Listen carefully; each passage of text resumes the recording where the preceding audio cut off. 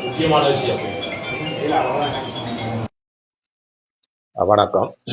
இன்றைய தினம் ஜனநாயக தமிழ் தேசிய கூட்டணியினுடைய பங்காளி கட்சிகள் வவுனியா மாவட்டத்திலே நாங்கள் ஒரு கலந்துரையாடலை மேற்கொண்டிருக்கிறார்கள். குறிப்பாக ஜனாதிபதி தேர்தல், பாராளுமன்ற தேர்தலை தொடர்ந்து இந்த ஆண்டு உள்ளூராட்சி மன்றம், மாகாண சபை தேர்தல் நடைபெற இருக்கின்றபடியால் வவுனியா மாவட்டத்தில் இருக்கக்கூடிய நகரசபை, பிரதேச சபைகளுக்கான எங்களுடைய வேட்பாளர்களை தெரிவு செய்வது தொடர்பான ஒரு கலந்துரையாடல் நடைபெற்றது.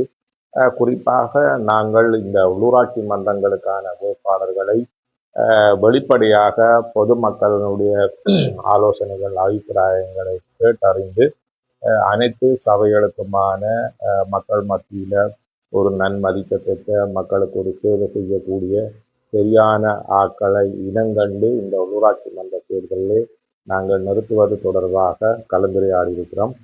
விசேஷமாக வவுனியா வடக்கு நெடுங்கேணி பிரதேச சபைக்கு ஏனைய கட்சிகளோடு, அதாவது தமிழ் தேசிய கட்சிகளோடு இணைந்து அந்த பிரதேச சபையிலே போட்டியிடுவதாக தீர்மானிக்கப்பட்டிருக்கிறது.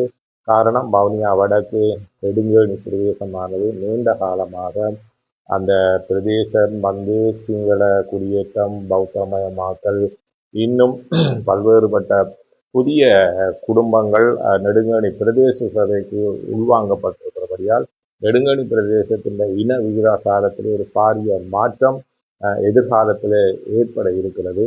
ஆகவே வவுனியா வடக்கு நெடுங்கேணி பிரதேசத்தில் குறிப்பாக தமிழரசு கட்சி, அதே மாதிரி தமிழ் தேசிய மக்கள் முன்னணியோடு பேசி நாங்கள் அந்த பிரதேசத்தில் இணைந்து போட்டியிட முடியுமா என்பது தொடர்பாகவும் கலந்துரையாடப்பட்டிருக்கிறோம். விசேஷமாக ஜனாதிபதி தேர்தல், பாராளுமன்ற தேர்தல் மாதிரி இந்த உள்ளூராட்சி மன்ற தேர்தல் அமையாது என்று நாங்கள் நினைக்கின்றோம். காரணம், தற்போது தேசிய மக்கள் சக்தியினுடைய இந்த அரசாங்கம் மக்களுக்கு வழங்கிய பல்வேறுபட்ட வாக்குறுதிகளை நிறைவேற்ற முடியாமல் திணறுகின்ற ஒரு நிலைமையை நாங்கள் அவதானிக்கின்றோம். ஆகவே இந்த உள்ளூராட்சி மன்ற தேர்தலும் மாகாண சபை தேர்தலும் தமிழ் மக்கள் சரியான ஒரு முடிவை எடுக்க வேணும். ஏனென்றா இது உள்ளூராட்சி மன்றங்களிலே எங்களோட பிரதேசங்களை நாங்களே ஆளுமை செலுத்தக்கூடிய நிலைமை எதிர்காலத்தில் இருக்க வேண்டும்.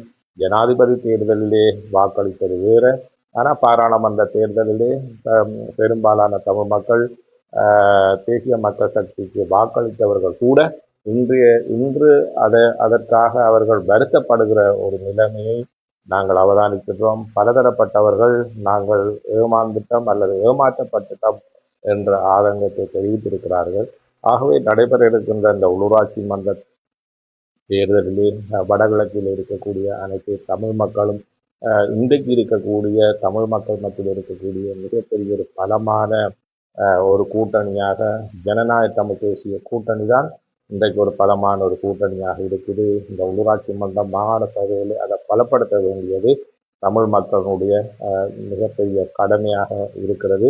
நாங்களும் நிறுத்துகின்ற வேட்பாளர்கள் மக்கள் மத்தியில் மக்களின் ஆலோசனைகளை கேட்டு மக்களுக்கு நல்ல சேவை செய்யக்கூடியவர்களை முன்னிறுத்துவதாக இன்றைய தினம் நாங்கள் தீர்மானிக்கிறோம்.